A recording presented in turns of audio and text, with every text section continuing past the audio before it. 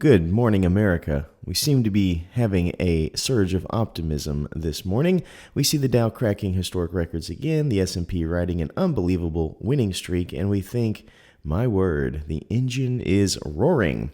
We're going to look directly into the heart of this roaring stock market and exactly what sent a lightning bolt through the gold and silver pits in just a moment.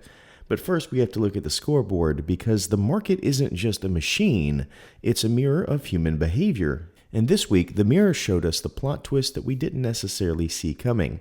According to the U.S. Bureau of Labor Statistics, Friday morning brought the highly anticipated May jobs report. The consensus on Wall Street was to expect a quiet, lackluster number. Instead, the headlines dropped like a thunderclap. Employers added a surprising 172,000 jobs last month, well over double what the experts had penciled in. The unemployment rate held at a steady 4.3%. According to chief economists at Navy Federal Credit Union, the data suggests the hiring recession is over, pointing to unexpected resilience even as American firms face painfully high energy costs stemming from the conflict with Iran. On paper, it's a magnificent headline. But if you look under the hood, according to the Hiring Lab's global research, the reality is a bit more complicated. While the front page screams growth, underneath we're seeing a low hire, low fire market. People who have jobs are clinging to them, but the share of unemployed workers left stranded for 27 weeks or more has quietly jumped to 27.5%. So why did the stock market boom? Well, according to Clearbook Global Management, it's a mixture of that headline economic resilience and a massive corporate earnings wave. Tech infrastructure is exploding. You see it all around you. Dell Technologies, for instance, just reported an 88% spike in revenue, with AI server sales surging over 700% compared to last year. Investors aren't looking at today's inflation, they are betting on tomorrow's technology. But then you look here at precious metals like silver, and that's where the plot thickens. On Friday, according to the COMEX exchange data, gold and silver futures took a sudden sharp dive.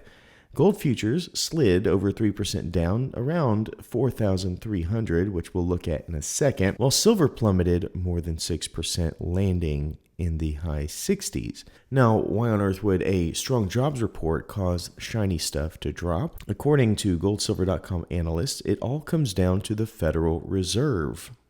When the economy looks strong, it triggers rate hike fears. The market suddenly realizes that the Fed has absolutely no reason to lower interest rates anytime soon. A stronger for longer interest rate strengthens the U.S. dollar, which we'll look at in a second. And when the U.S. dollar flexes its muscle, it acts like a lead weight on gold and silver. So what can we infer from all of this? According to commodity strategists at Kotak Securities, the broader macro backdrop remains a tug of war. The long-term case for metals remaining structurally supported by central bank buying and 6 years of physical deficit in silver supply. But in the short term, the market is a creature of momentum, and right now, momentum is chasing yield and tech. Now, an awful lot of work goes into decoding these markets every single week, tracking the physical silver shortage and the central bank gold hoards, and of course the corporate shifts that protect your hard-earned wealth. And if you find value in digging past the headlines and finding real stories, there are a few simple, powerful ways you can keep this operation going.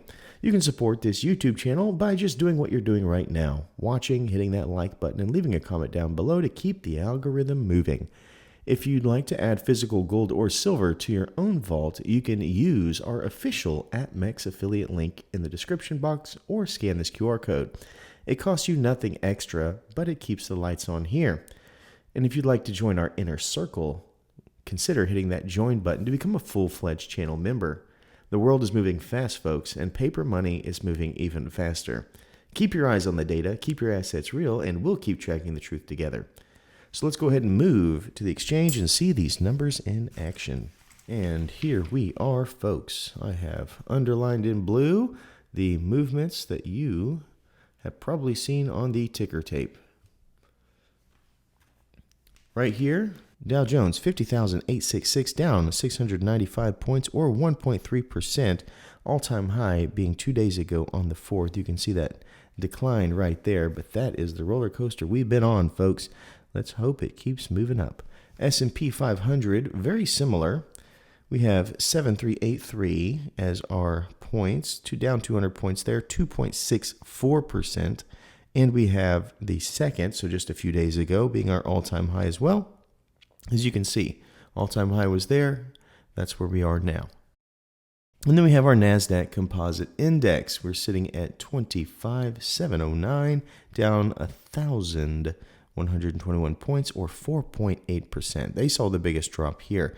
The all-time high being still just a couple of days ago on the second. You see that roller coaster coming right here and then flying down, which is very interesting. So our Treasury yield curve, if that's something that you like to invest in, are bonds.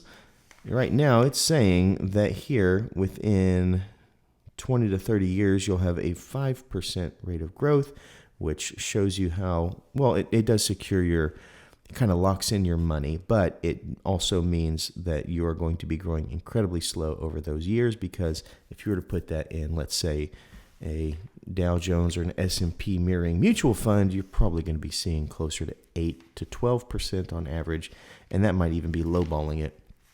Forex race. That's what we talked about. The Wall Street Journal dollar index is right here, and it's been pretty steady right there. And this goes over a year back. In fact, it's almost caught where the euro is. They're almost right at the same point here in current days. And if the Wall Street Journal dollar index does beat the euro, that will be a huge deal. But that is why many experts believe silver and gold kind of hit the brakes. International stocks. If you're somebody who likes the international markets, or you know about what's going on internationally, this might interest you. Canada, shocker, is down 2.33%. That's huge. Brazil down 0.69%. We have Mexico down almost 2% as well. The Eurozone is down 0.58%. Belgium is up 0.75%. We have Germany down 0.75%. Italy down 0.56%, Netherlands down 0.55%. We have South Africa down 1%, Sweden down 0.64%. We have Turkey down 1.28%, UK down 1.04%. We go to Australia down 0.7%. We have China down 0.74%, Hong Kong down 1.15%. We have Japan down 1.31%. We have South Korea down 5.54%, Taiwan down 1.33%, and Thailand 0.76%. So now we'll take a look at the metals, see what they have done here this week. I can tell you it's not the prettiest of signs. As some of you might have remembered, silver has dropped this week. It has gone down 9.49%. It sits here at $68.47 an ounce, which is quite a big tumble. In fact, it means year to date we're actually in the negative for the first time, I believe, this year. And that's going to be negative 5.27%. But hey, you're in good company with friends, so they say. Gold kind of took the same tumble. We have $4,346 an ounce, down 4.57% right there as well. And year to date, shockingly, is still up $11.80 or 0.27%. So gold, my friends, does win the week, though it is by the skin of your teeth.